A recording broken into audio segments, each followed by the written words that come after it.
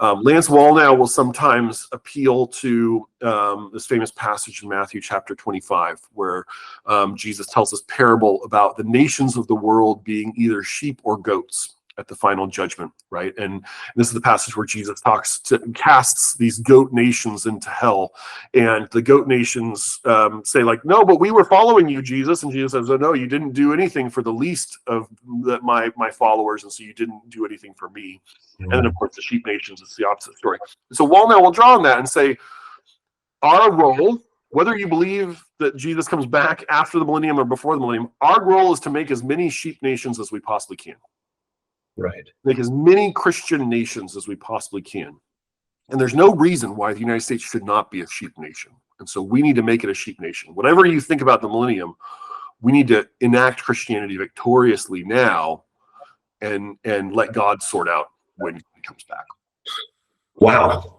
You packed a lot there. That's okay. So while you were speaking, I was thinking just of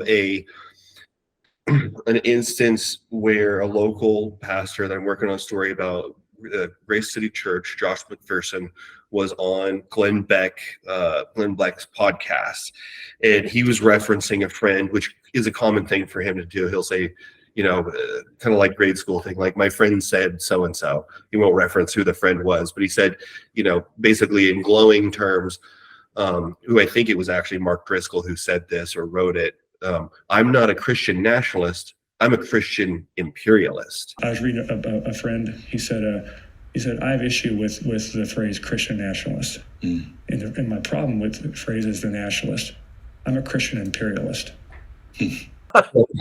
So can you explain how NAR fits into this broader term of Christian nationalism? I feel like a lot of people have heard that term at this point, but how does NAR fit into that? And like, if you could kind of draw a mental Venn diagram, how would that look? Yeah, sure.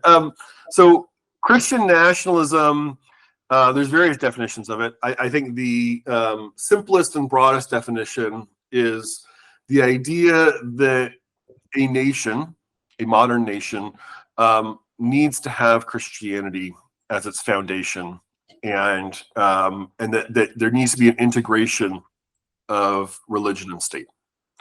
Now, I give that very broad definition because oftentimes when we talk about Christian nationalism, we forget to leave out the adjective American, right? So because there's different forms of Christian nationalism, right? So there's Brazilian Christian nationalism, there's Hungarian Christian nationalism, there's Russian Christian nationalism, and each of those are going to have different variations. And even within American Christian nationalism, there's a lot of different styles of Christian nationalism, species of Christian nationalism, because Christian nationalism is not a movement in the way that we think about movements with coordination and orchestration, and they're all moving together in a direction.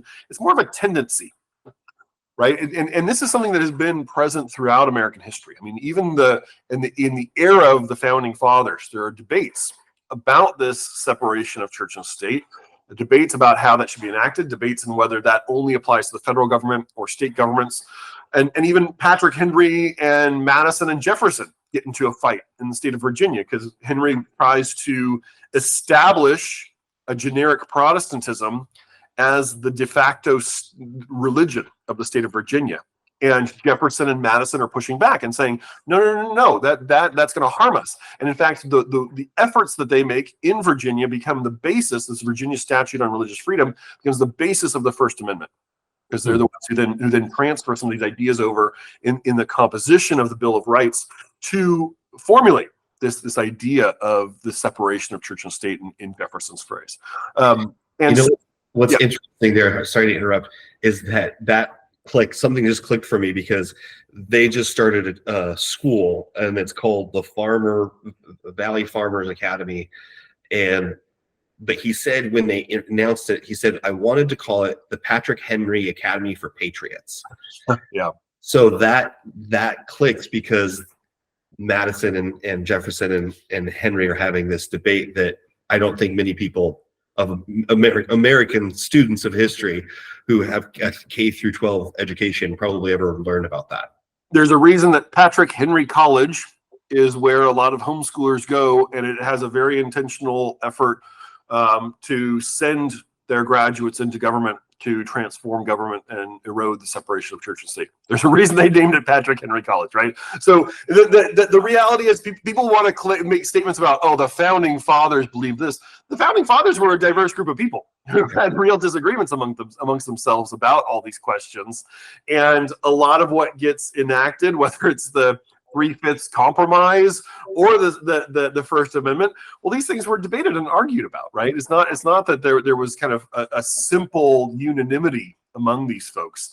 So no, yeah, the Jefferson and Madison win the argument in terms of policy, really. But for most of American history, there's been a sort of de facto Anglo-Protestant establishment, really up until the 1960s. I mean, it's in the 1960s that the Supreme Court really starts to enforce separation of church and state. It was always kind of tacitly tolerated up until that point. I mean, even I'm in Maryland. In Maryland, up until the 1960s, you had to affirm your belief in God to hold any public office. And it's a Supreme Court case, Torcaso v. Maryland, I think is the title of it, that overturns that, right? But that was written into the Maryland Constitution. Right, and it's in the 1960s the Supreme Court starts to look into education in these schools, and including right here in Baltimore,